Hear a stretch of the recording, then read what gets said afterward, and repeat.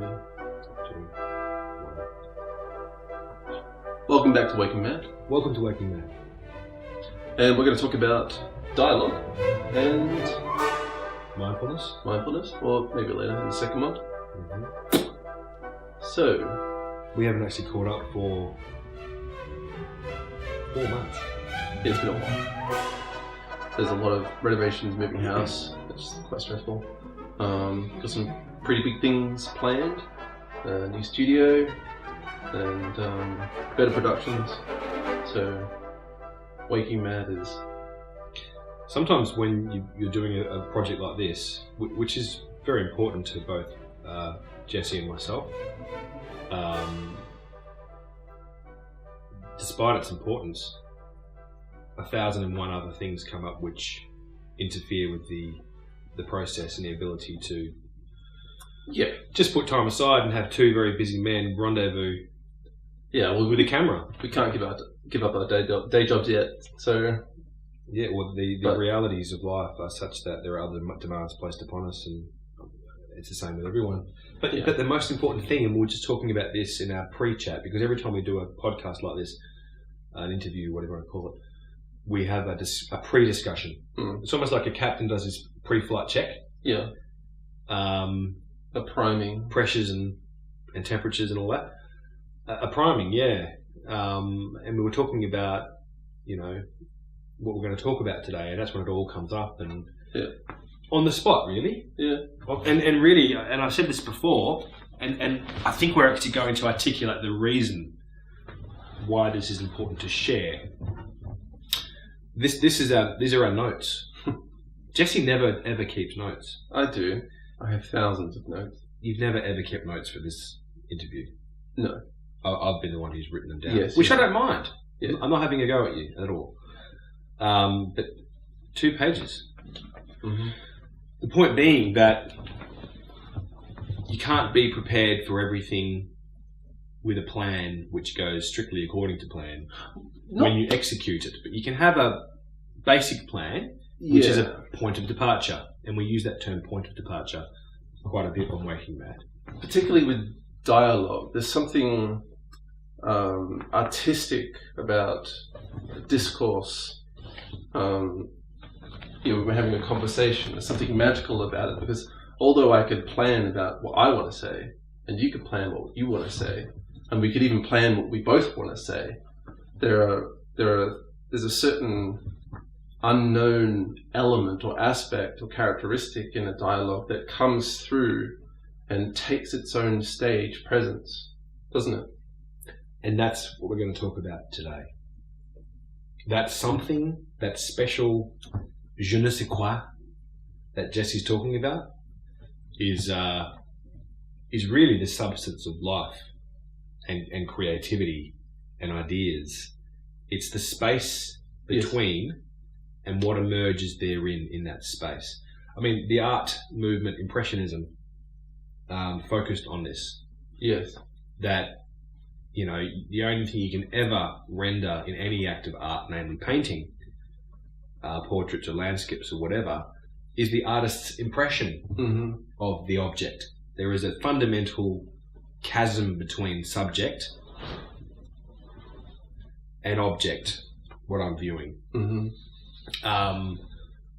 And to say that I'm rendering a perfection of that, which the classical artists really tried to achieve. They did, yes. Of course you can never achieve that, because you're fundamentally biased, not only because of the human being's capacity to render a physically real image using oil paints. Yeah. Or acrylics nowadays, or charcoal sketching or whatever.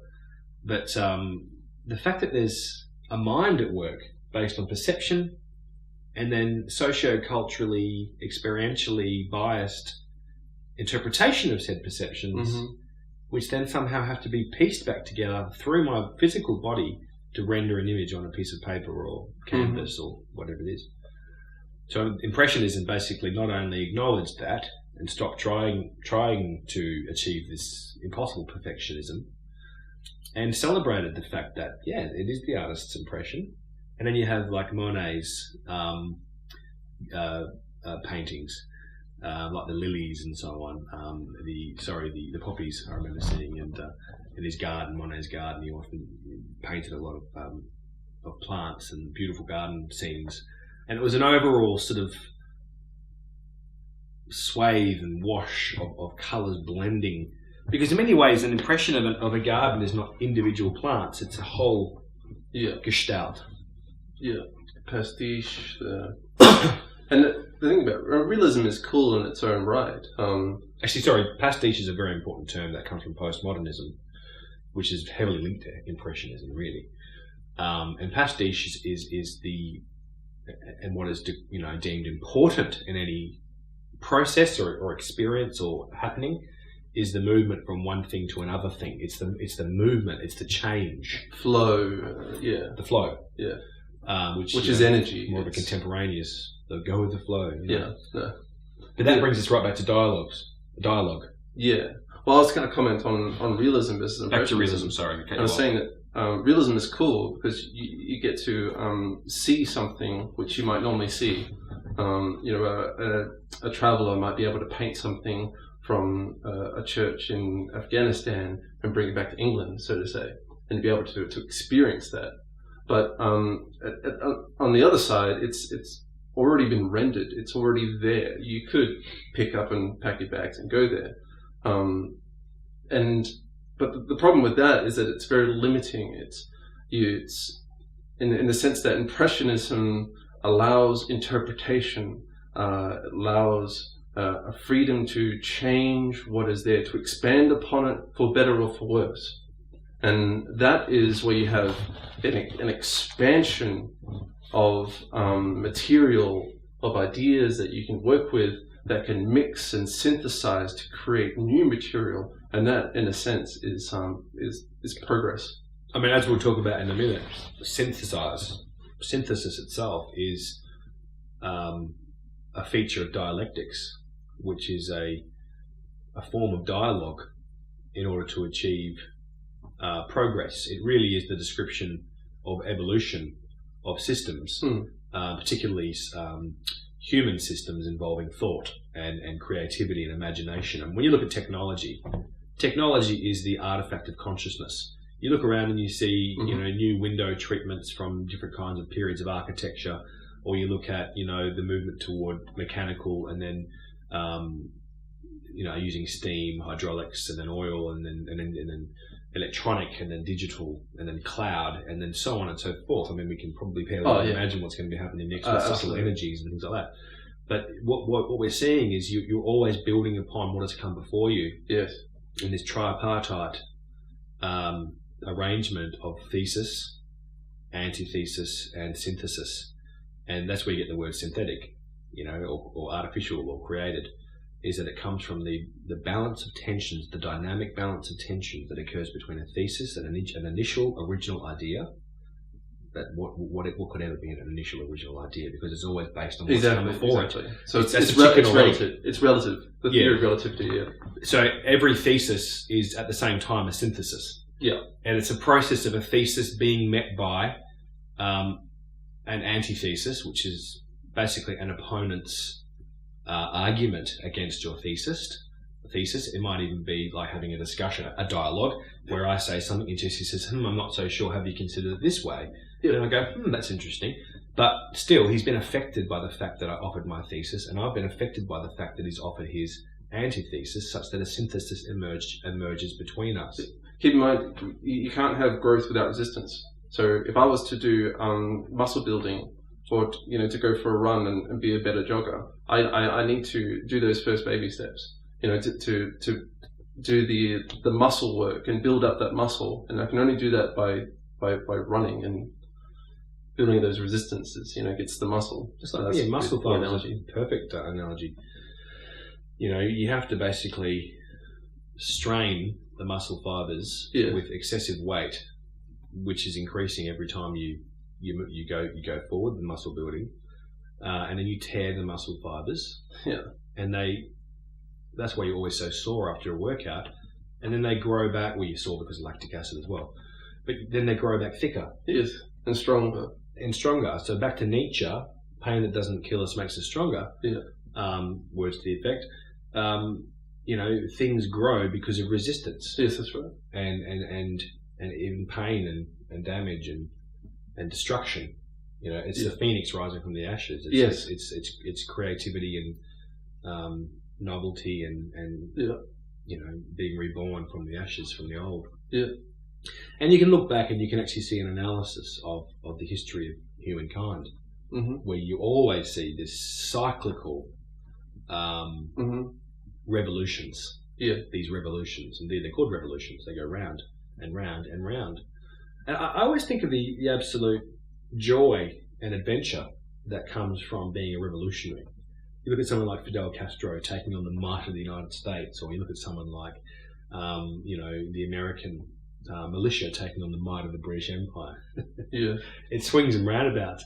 And I think about that joy and fear, and therefore courage is really the most important thing, which is the ability to do, in spite of fear, what you need to do. It's important. There's pros and cons to everything. I think the people without courage are also important in. See, you got to think. Whenever you have progress or evolution, particularly in the medium, whether it be language or art or whatever, it's the variation. It's the I think it's a saying that something about God in His garden is the beauty in it is His variation. There's something like that. Yeah, God loves variety. Yeah, by having variety, you have like ripples in a pond. They mix and synthesize new things that couldn't possibly be synthesized before. Yeah. From someone's bad idea or folly comes a really good idea. So nothing's ever really bad. I mean, exactly. And that's a good point about that. But I wasn't saying universally that courage is the only good thing. It probably appeals to me. It probably appeals to my personality. And as you said, sometimes it's about plotting and not necessarily taking on, the big enemy. And for other people, they're more like hobbits. Yeah. And they want to stay in the Shire and grow potatoes, boil them, mash them, stick them in a stew. And, there's nothing wrong with that either. To each, his own or her own. Each to his own. But the point I was going to make about the heroic bravery or courage of the revolutionary is also the folly of the revolutionary, not realizing that he will one day be the old school master who will be overthrown by the next revolutionary. And if the American militia of the 1770s or whatever, the 60s probably, actually thought about the fact that, hey, we will one day be a superpower oppressing some poor country like El Salvador or what have you. If you look at Noam Chomsky's work on the role of US foreign policy in the CIA on oppressing third world countries which are trying to grow out of the muck and mire of their third world status, and how they just smash back down because they're being exploited by first world countries. If the militia actually sort of had a crystal ball and can see that I am at once a revolutionary, and in a few 100 years I will also be the oppressor that I'm now fighting. It swings and roundabouts. Yeah. It's a revolution. It's a dialectic. It's a dialogue. Yeah, it's a dialogue. And we're talking about the dialogue. That would blow their mind if they were to think like that. Would they do it? I don't know. What else is there to do? I've often found that, and I think this is a critique of being philosophical, is that you have this analysis paralysis, as we say. Yes. And you could just think so much about it, and then you come up with like a thesis, your own antithesis. Yes. which counteracts you from ever taking action. Yes. Like if the revolutionary was to go, actually one day I'll be the oppressor, so no thanks, I won't even bother. I don't know, that's a bit of a recipe for, what would you call it, apathy? Or entropy? Well, if you never tried anything, if you never ventured or had courage, how would you know? And that's why I would explore. That's why I say, back to my own preference that I earlier stated, I value courage, which is the capacity to do something. You could really say that power is the capacity to do something. Nietzsche talked about in his book The Will to Power, power being the most important thing to will toward. And a lot of people, I think, because of our history of exploitation, of people of different skin colours and obviously against men oppressing women, so sexism and other prejudices, I think power's become a dirty word. Yes. Because we always hear about people being disempowered. Yes. And people, power corrupts. Absolute power corrupts. Absolutely, as Plato said, and so on and so forth. And power's become a dirty word. But at the end of the day, the ability to get things done is power. Is power. The ability to sleep in your bed at night comfortably, to have your food, is power. Yeah, without being murdered or without being murdered, starving beforehand, or being constantly afraid. And power is also the ability to build a garden.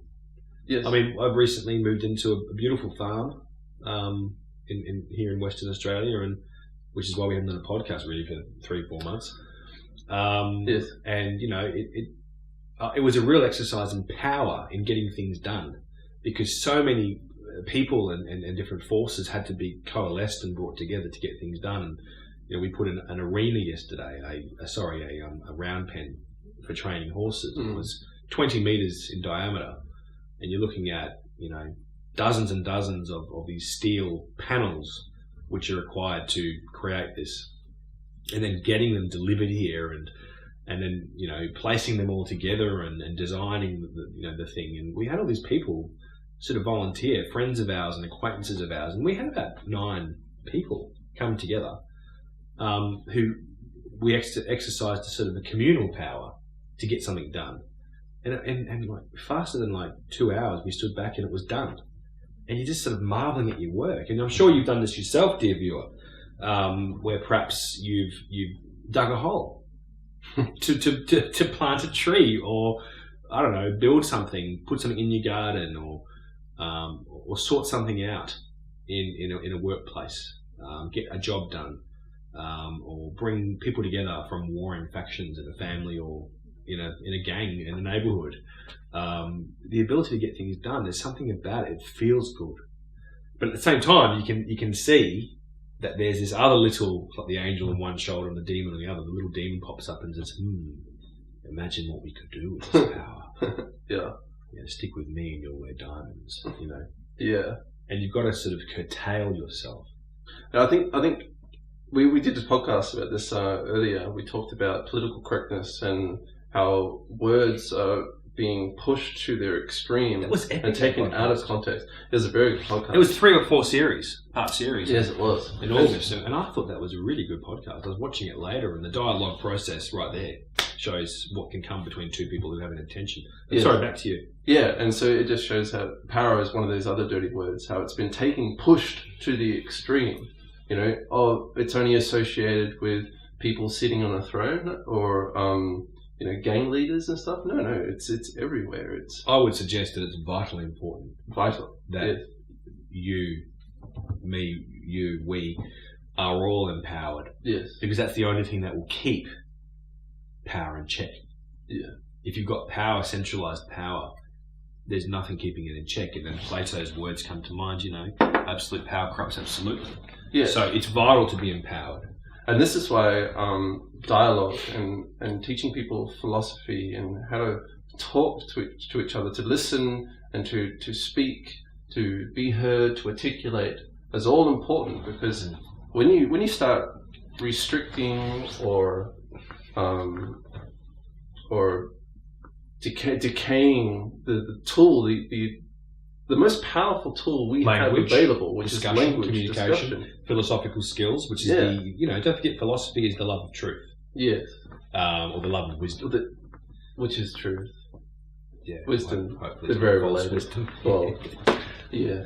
But, it's the capacity, the power, again, to find truth and wisdom is really philosophical communication, dialogue, dialectical skills. How vital are they in this day and age? Very vital. Very vital. Is that the point you're getting to? Yeah, that's the point. I think particularly in this world of misinformation, which has pros and cons as well. We're talking about this before the podcast, how technology and our liberties in our lifestyle has really allowed us for this verbal expansion of ideas. Yeah. But at the same time, like through social media, the internet, and so on. Yeah, exactly, and cameras Blogs. and networkings. Yeah. And that no longer are those in the realms of big monopolies like your newspapers and the stuff like that. They're almost non-existent anymore. unless they change and keep up with the times. Yeah, they're still an old conservative school, but I hear what you're saying. Yeah, exactly. And so, but now we're in this other problem where there are lots of opinions out there, and it's a little bit of false news about Hillary Clinton's DNC campaign. Yeah, there's smearing campaigns. False news that people believed. Yeah, because it looked convincing, like the Washington Post or whatever. Yeah, that the US government had been selling arms to ISIS. Yeah, and conspiracy theories and people believed it. Yeah, and much of the reason for Hillary Clinton not being elected, it seems, is this conspiracy theory, this sense that she was completely corrupt. And I'm not saying she wasn't corrupt. In fact, it seems that there is a lot of corruption going on. But I think there was also false reporting going on. Oh, undoubtedly, yeah. So there you go. Don't believe everything you read. Yeah, and so that's where I want to sort of consolidate this point about dialogue. We were reading this wonderful blog called Brain Pickings. If you ever get a chance, go online and check out Brain Pickings. You can subscribe, and it's a free sort of magazine, a digital magazine sort of thing that is sent to you. It's an interactive dialogue, and there's a wonderful woman who produces that, Brain Pickings, and you can subscribe to it for free, and you can donate if you wish to. I think it's great when you actually are contributing to this dialogue, this international conveyance of ideas, that we do actually help promote each other and recommend, not just ancient guys like Hegel and Nietzsche and Plato and so on, but to also talk about contemporaneous philosophers or artists or those contributing to the dialogue. Because a dialogue doesn't just happen between two people, it can happen between as many people as you want. Oh, and it does. And also within yourself, a dialogue can occur. Jess is going to talk about that in a minute. He's got a little technique he uses. Yes. No, I think it's important to spread information where it's valid. We're in the field. We are linked to networks that might not be known or available even, and we express those. The problem here, which I am a bit sort of against, is when you're in this position of power and you give false or unhelpful information for the sake of advertising and marketing and promotion. or indeed just not a truly enlightened dialogue. And this is what I want to talk about right now, if that's okay. It's about how to have a dialogue, because there are many ways to do things. You can put the same ingredients into the oven and it can come out burnt and disgusting, or it can come out a wonderful sponge cake or whatever. So it's the way you do it, and this comes back to it's a skill. Ethics. Ethics have been confused and conflated with morality. Yeah. But really, and I can understand why, but an ethic is how to live your life well. And if you're going to say, well, what's well and what's not well, what's good and what's not good, well, it's going to come down to functionality. It's going to come down to what are you getting out of it. It is situationally relative, but at the same time, an ethic is in a sense how to do something as best you can, or it's basically a good way to do it, which is. Well, there's always going to be those good methods. Actually, relativism is such that it's good if you think it's good. So therefore, yes. An ethic is simply a way to live your life. End of. It could be shit. It depends on who's perceiving it and judging it. The variables involved. I mean, Mao Zedong thought, that communism was the best way to live your life. It doesn't matter if 40 million people are killed in the process. It's good. Other people would say, well, that's genocide or that's mass slaughter or whatever. But anyway, dialogue. So dialogue initiates an enlightened conversation when you commit with sound intention to show up for the conversation. Let's use our experience with the Waking Mad dialogue to talk about this. If you have an ethic and a purpose, you then evoke presence. And this becomes a philosophical priming. Jesse were talking about, and I were talking about before we started filming, about how something comes over us when we are about to record. I was commenting on how Jesse's usually quite vague. I was asking him, because we had some projects to do, how's about this day? Are you busy? And he goes, not really, I'm not very busy. I'm like, oh, okay, well, if you're not very busy, we'll do it. He goes, oh, actually, I'm pretty busy. That's Jess for you, He's quite bohemian, I think you could be safe to say, which is good. Pros and cons. Pros and cons. You could say I'm quite structured, but at the same time, you could say that might be, I don't know, stifling sometimes. So I have to keep an eye on that. Maybe Jesse has to keep an eye on his bohemianism. Absolutely. I can also be, whilst being punctilious, I can actually be not very punctual. Mm-hmm. Jesse's actually quite punctual. So I have to try very hard not to cram so much into life, such that I'm late for everything. It's one of the banes of my life, actually, being late. We should do a podcast about late one day. Anyway. But back to dialogue. When we started talking about what we're going to do, and we sat down on this sofa and had the camera set up, ready to go, this presence came over us.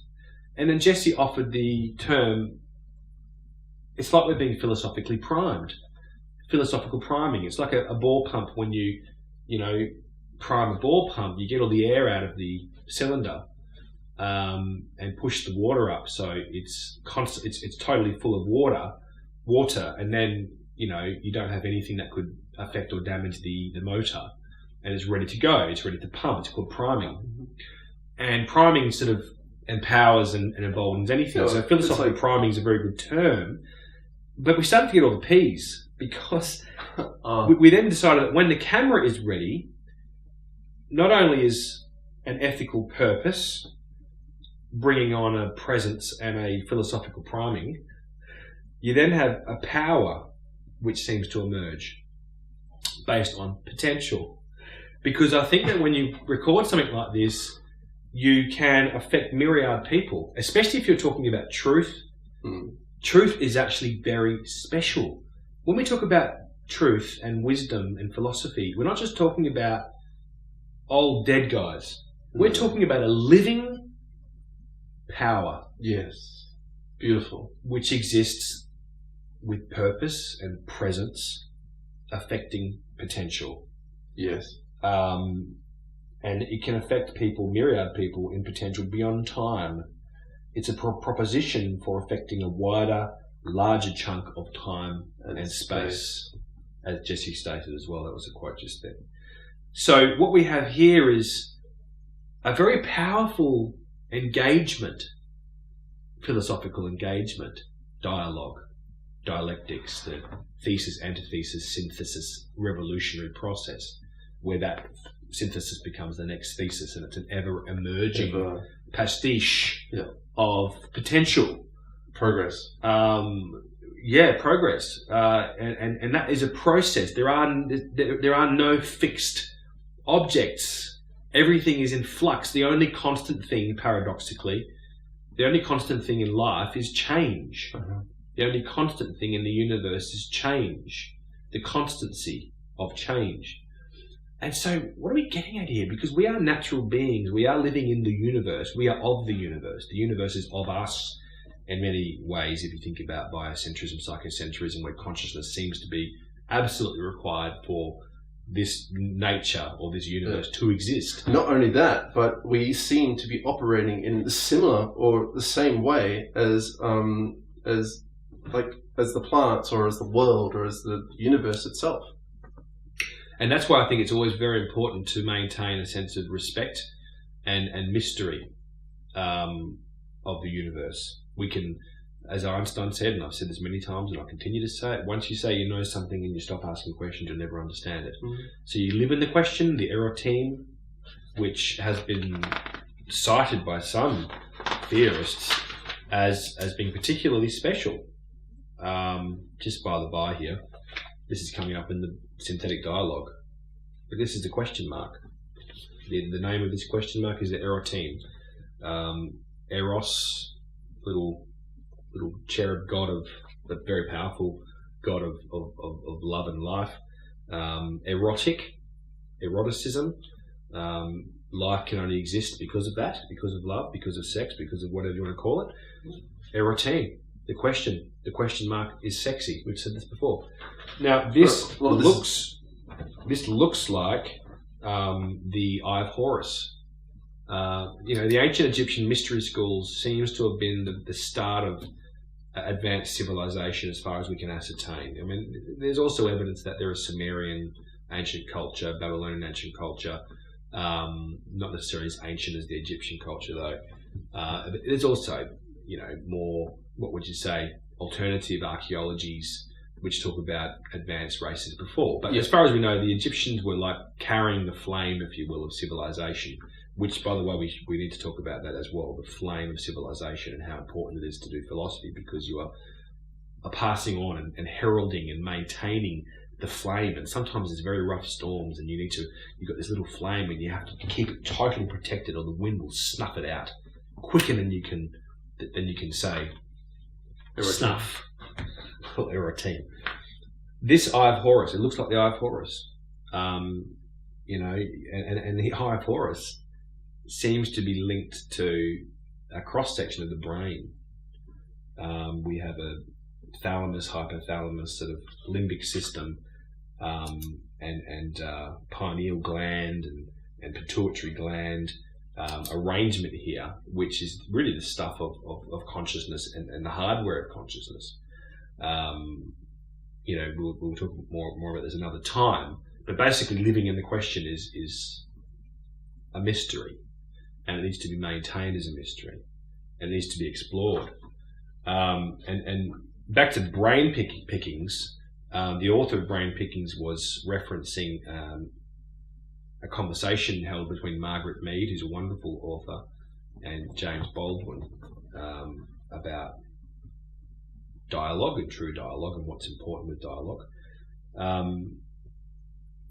as opposed to the ping pong of opinions and co-reactivity that is often the sign of today's pseudo-dialogue without proper ethic or purpose, where no philosophical priming and presence and power of potential is proposed. So basically, rather than having that, you have a commitment to mutual contemplation of viewpoints and considered response. And this is what good diplomacy should be about.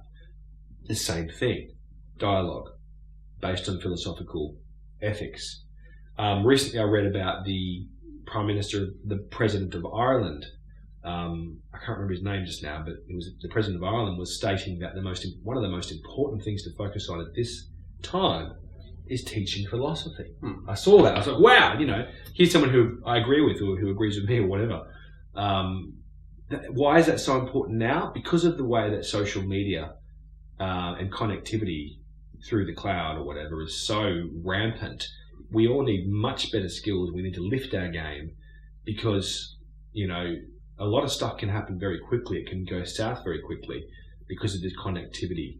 The taking of offence, the starting of wars, the spreading of false ideas, side of the spectrum, misinformation, cults, yes, propaganda.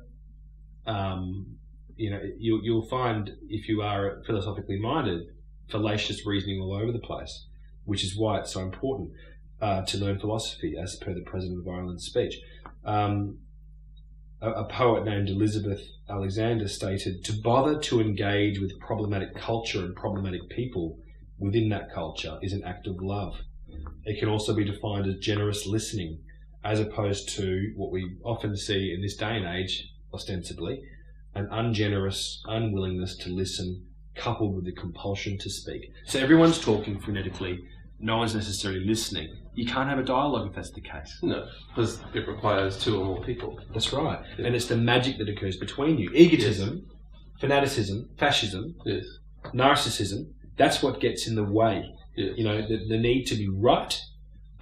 In order to do philosophy, to engage philosophy, I wrote down this before, years ago, called the Rules of Philosophical Engagement, ROPE wrote them. You need to be in two minds at once. There needs to be a dialogue within you as you're having a dialogue with someone else. Yes. And they need to be in a dialogue with themselves in order to have a dialogue properly. If you do that, it is a miraculous thing to do. Yes. Think back over your experience when you've had wonderful dialogues. what was special about the person you were speaking to? What was special about the frame of mind you were in? What was special about the way you were discussing that particular topic or series of topics? And I think what you'll often find is that you are being mindful of blocks to meaning, and you're being mindful of blocks to the process of dialogue. You're being mindful of what your intention is, because a dialogue within oneself is really the interaction and the difference between one's intention and one's outcome. So an artist is having a dialogue with the page or the sculpted material, because he or she has an intention, which will never ever probably be rendered fully.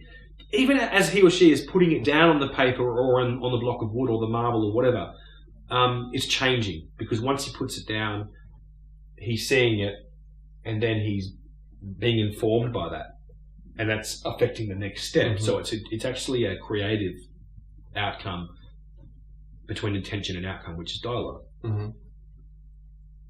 Yeah, and we see this everywhere. We see this with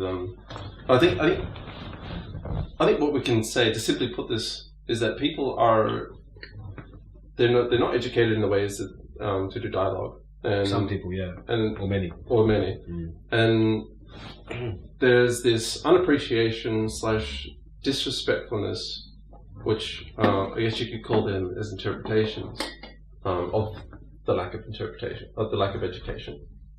Like not being aware of the points we just put forward about what dialogue is and what like Hegelian dialectics are, and how that's a revolution, and how a dialogue is a creative force between you, and you need to let go of your own opinions in order to advance forward, and so on. Yet it is so liberally taught in a very shallow sense of things.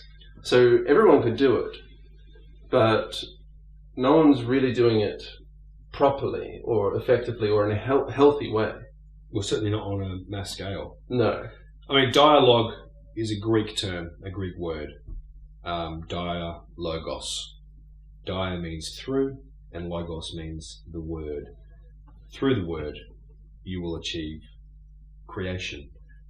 If you go back to Genesis, which apparently was written by Moses, and again, just to clarify, I'm not a Christian.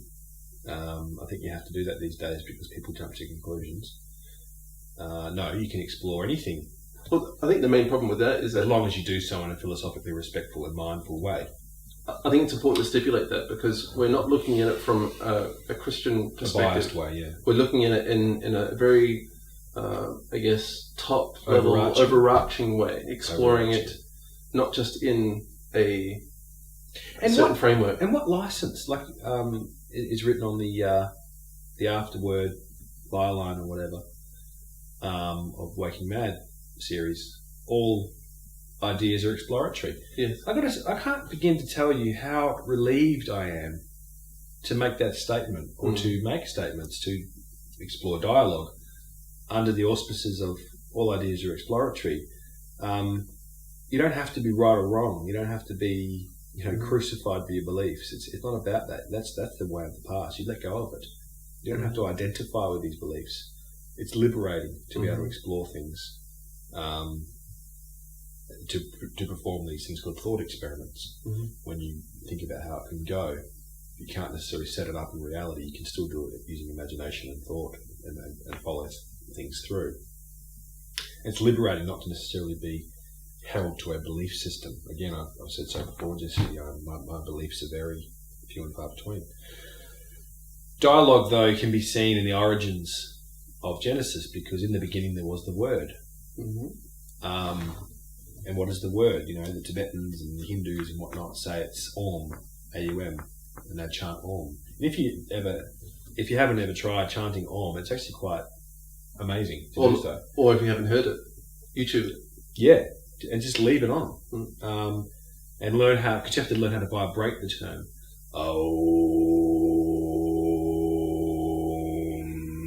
And you can resonate the different chambers of the nose and the throat, a bit like Mongolian throat singing. That's good. Which has a high link between the Tibetans, because the Mongolians, the Khans, Genghis Khan and all that, they used to protect the Tibetan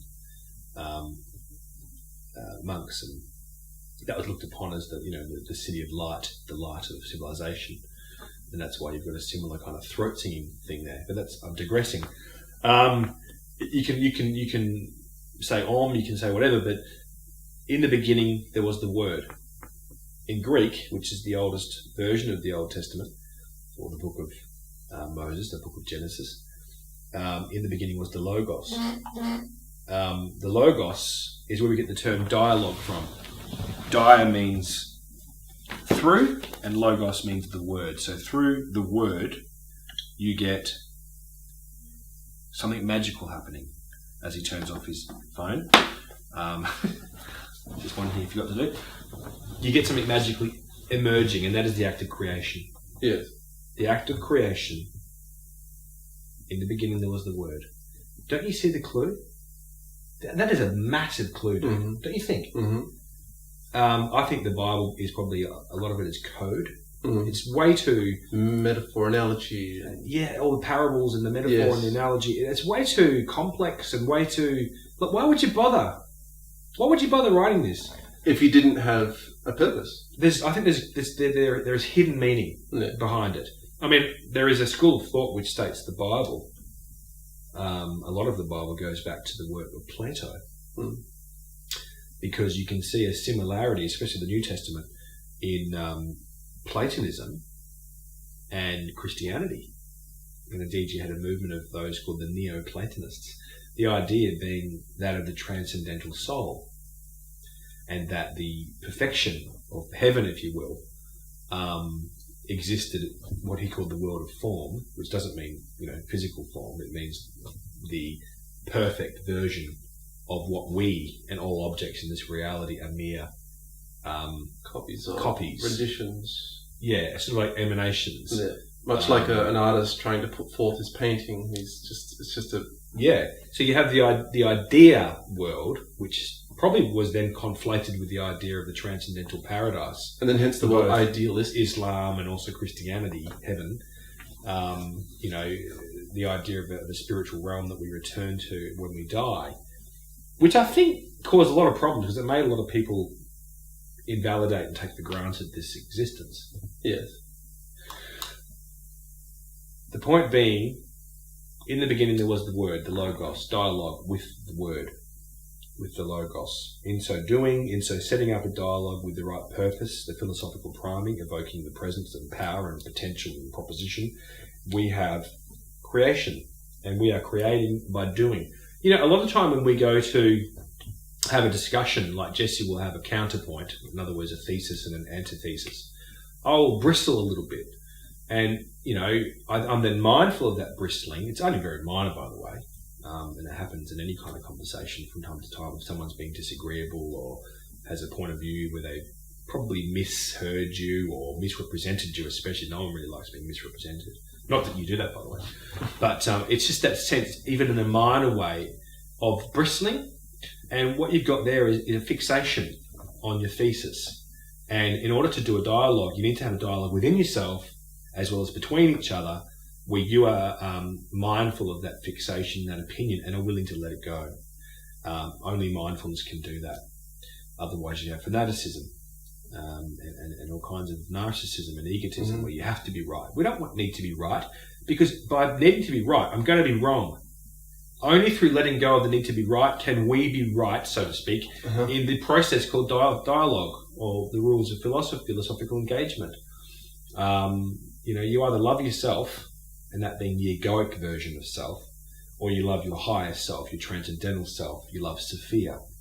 You love the goddess of wisdom. And I tell you right now, hands down, I love the goddess of wisdom far more than moi. The egoic one. The transcendental moi is probably synonymous with Sophia. Mm-hmm. And you and me. It probably is Sophia. Oh my God, I am Sophia. I'm having an identity crisis. Well, that's, yeah. I'm on a transcendental level right now. Paradoxical, it's probably true. Paradoxical. Whenever I see a paradox, I see a lot of truth. Paradoxes are usually the hallmark of truth, aren't they? Yeah. Nothing's that simplistically, rigidly polarized. It tends to be bit of a conundrum, Yes. paradox going on there. Like it's like quantum physics is both a light, a particle, and a wave at the same time. It's otherwise it's just too bad. It's too simplistic, and it can't be true if it's simplistic. So, do you think we've rendered a dialogue about dialogue? Well, I think if we grok what's special about the word, and it's only through word can we have inspiration, can we motivate things to do, and for humans in particular, language is a wonderful tool for doing just that. I mean, like we can cause revolutions. The turning of government systems, or we can help people, lots of people, just by doing a video podcast and talking in words. Don't underestimate the power of word. And often when and also don't abuse word. Yes. Like hate speech and propaganda and lies. Yes. Don't do it. And see what happens when you maintain a commitment and ethic to the truth. Don't say you know something when you don't. Be mindful of yourself. Right? We all need to stop bullshitting. Yes. Yes. If we all stop bullshitting ourselves and each other, the world would be a better place. I mean, one of the worst things we're seeing at the moment, one of the worst problems, if you will, are political and religious dogmatic fanaticism and extremism. And we were talking last podcast on last episode on political correctness extremism, and how we're being robbed of speech, inability to commit meaning in case you offend someone, and bullying. I'm far more interested, in saying the truth as far as I see it, in describing something accurately, than I am in potentially offending someone. Of course, I'm not going to go out of my way to offend someone, but if you're offended by something I say, especially if it was unintentional, well, I can't do much about that. No. And I'm certainly not going to put that first and foremost in my mind. No, I'm going to put the idea I'm trying to render first and foremost in my mind within the dialogue. Mm-hmm. That's got to be the most important thing in order to make progress. So I think this is a progress based on commitment that we can all make, and you can have dialogue with yourself. Now, you're going to talk about doing a dialogue with yourself using computer. Journaling is another way to do it. Yep. It requires mindfulness, but you can do it with yourself if you've got no one else good to talk to. But I think we're going to talk about that in the next part. Yeah, we'll talk about the next part. Because we're going to go on to talking more about what mindfulness is. You've probably heard of this elusive mindfulness. What is mindfulness? Yeah, mindfulness-based stress reduction, mindfulness-based cognitive behavioural therapy. Yep. And we know it's got something to do with Buddhism and Vipassana and meditation, but exactly what? It is an ethic. It is a way to live your life. We'll talk about that next time in part 2 of this episode on Working Mad. Dialogue and how it moves into mindfulness. Thanks for watching. Thanks for watching, and be true. We'll see you soon.